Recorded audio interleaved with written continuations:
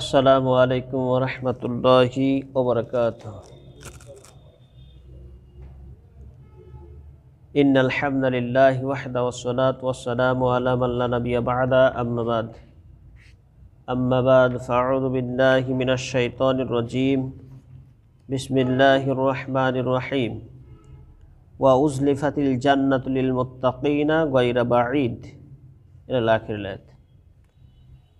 সমস্ত প্রশংসা সেই মহান আল্লাহ তাআলার, যেই মহান আল্লাহ তাআলা আমাদেরকে মাগরিব সালাতের পর শুক্রবারের সাপ্তাহিক নিয়মিত আয়োজন হারিয়ে যাওয়া সুন্নাতের পঞ্চম পর্বে তিনি আমাদেরকে উপস্থিত করেছেন। এই জন্য সর্বপ্রথম সেই মহান রব্বুল আলামিনের শুকরিয়া আদায় করি। সকলে বলুন আলহামদুলিল্লাহ।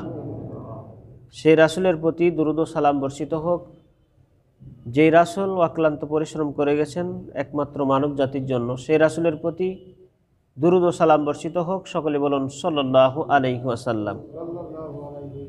আজকের আলোচ্য বিষয়টি আওয়াব হতে চাইলে। বিষয়টির শিরোনাম হলো আওয়াব হতে চাইলে। প্রবাদ আছে, দাঁত থাকতে দাঁতের মর্যাদা নেই। যখন যে জিনিসটা থাকে না তখন আমরা সেটার মর্মটা বুঝতে পারি। দাঁত যখন থাকে, দাঁতের যদি আমরা যত্ন নিই তখন দাঁতটা কি ঠিক থাকবে।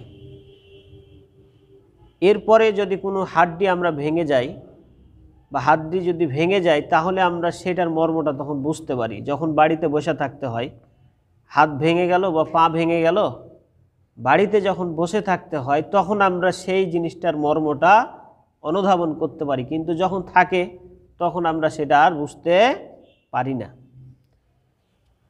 আল্লাহ রাসূল এই সব নিয়ামতগুলো স্মরণ করিয়ে দিয়ে একটি হাদিস বর্ণনা করেছেন সহিহ বুখারীতে। হাদিসটার নম্বর হচ্ছে 2989 নম্বর হাদিস। এখানে আল্লাহ রাসূল বলছেন, কুল্লু সুলামা মিনান নাসি আলাইহি সাদাকা। প্রত্যেকটি মানুষের নিয়ামতগুলি আল্লাহ তাআলা স্মরণ করিয়ে দিয়ে বলছেন, কুল্লু ইয়াউমিন তাতলু ফিহি শামস। প্রত্যেকটা মানুষের উচিত তার জোড়া যতগুলি রয়েছে, তার শারীরিক যে জোড়গুলি রয়েছে, প্রত্যেকটা জোড়ের বিনিময়ে একটা করে সাদকা করা জরুরি। এরপরে বলছেন, ইয়াদিলু বাইনা ইসনাইনি সাদাকা। দুইজন মানুষের মধ্যে যদি ইনসাফপূর্ণ যদি সমাধা করে দেওয়া যায় তাহলে এটাও একটা সাদকা হয়। ওয়ায়ুইনুর রাজুল আলা দাব্বাতি ফায়াহমিলু আলাইহি। কোনো মানুষ হেঁটে যাচ্ছে, তাকে আপনার সওয়ারিতে অর্থাৎ গাড়িতে উঠাই নিলেন, এটাও একটা সাদাকা। এরপরে আও ইয়ারফা আলাইহা মাতাউন সাদাকাতুন ওয়া কালিমাতুন তাইয়্যিবাতুন সাদাকা। মানুষকে কোনো একটা ভালো কথা বললেন, এটাও একটা সাদকা। প্রত্যেকটা এক কথায় প্রত্যেকটা কাজ, ভালো ভালো যেই জিনিসগুলো রয়েছে এইগুলো করার বিনিময়ে এক একটা জিনিসের জন্য এক একটা সাদকা হিসাবে হয়। তো প্রতিদিন আমাদের যতগুলি জোড় রয়েছে প্রত্যেকটা জোড়ের বিনিময়ে একটা করে সাদাকা যদি আমরা করতে পারি তাহলে সেই দিন জাহান্নামের আগুন থেকে রক্ষা পাওয়া যায়। সুবহানাল্লাহ। এখন আমাদের জানাটা দরকার যে আমাদের এই শারীরিক কতটি জোড় রয়েছে। সেই শারীরিক জোড় হচ্ছে 360টা জোড় রয়েছে আমাদের। এখন 360টা সাদাকা করা কি সম্ভব?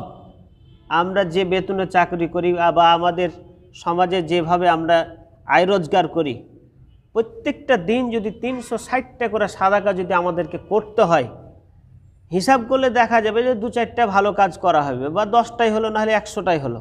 কিন্তু 360টাই এতটুকু করা আমাদের জন্য সম্ভব নয়, বা আমরা করতেও পারবো না। যদিও একদিন 2 দিন কষ্ট করে হলে যদি করি, আরেক দিন দেখা যাবে যে কোনো কিছুই নাই। তা আল্লাহ রাসূল এমন একটা সহজ বুদ্ধি আমাদেরকে দিয়ে দিয়েছেন, বা একটা সহজ পদ্ধতি দিয়ে দিয়েছেন। সেই সহজ পদ্ধতিটা আমরা অনেকেই জানি না।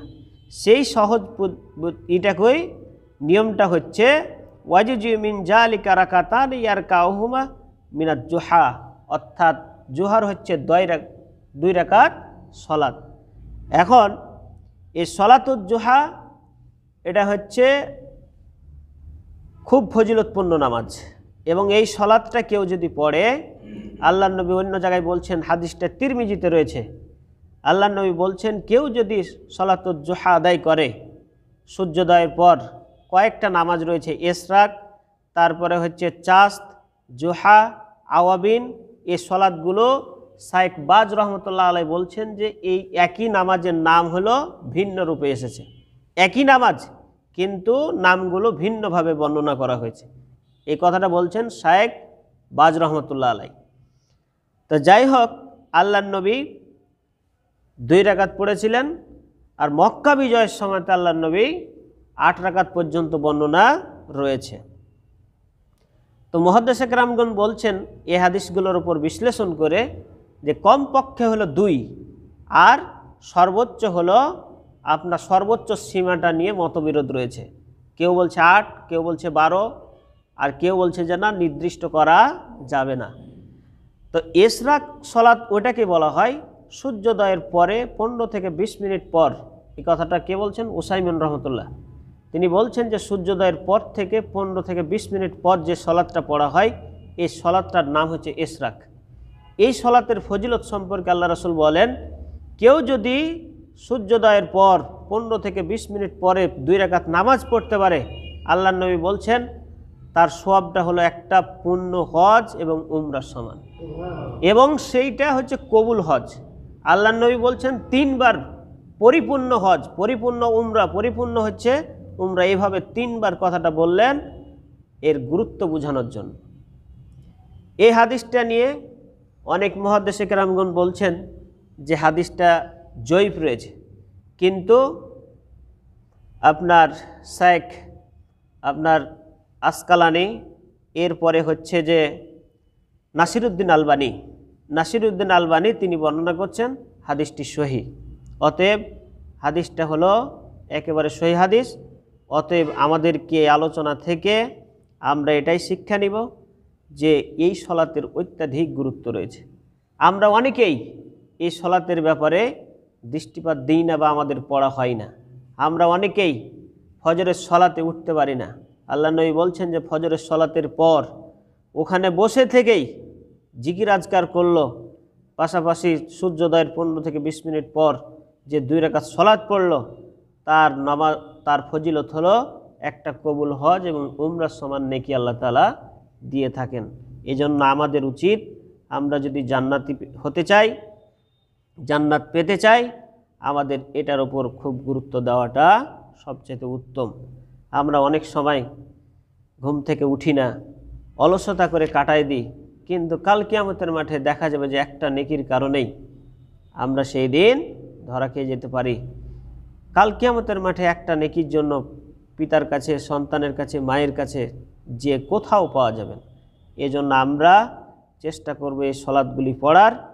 আর যে আয়াতটি আপনাদের সামনে আমি তেলাওয়াত করেছিলাম, সূরা কাফ, আয়াত নাম্বার হচ্ছে 31 এবং 32 নম্বর আয়াত।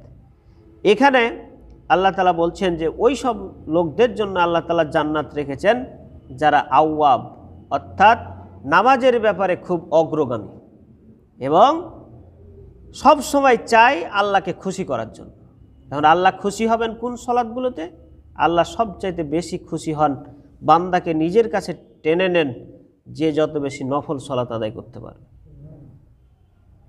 এই সলাৎগুলি হচ্ছে নফল সলাৎ। আরেকটা দিকে আমাদেরকে খেয়াল রাখতে হবে, আল্লাহ তাআলা জোহরের পরে আসর, আসরের পর মাগরিব, মাগরিবের পরই হচ্ছে এশার। এই যে একটা টাইম একটা মেনটেন করে দিয়েছেন, কিন্তু নফল সলাৎগুলি কখন রেখেছেন? দেখা গেল যে এশার থেকে ফজরের সলাতের একটা দূরত্ব আছে, আবার ফজর থেকে নিয়ে জোহর পর্যন্ত একটা দূরত্ব আছে। যত নফল নামাজগুলি আল্লাহ তাআলা রেখেছেন এই 2টা সময়তে। এশারের পরে তাহাজ্জুদ পড়েন, গুরুত্বপূর্ণ সলাত।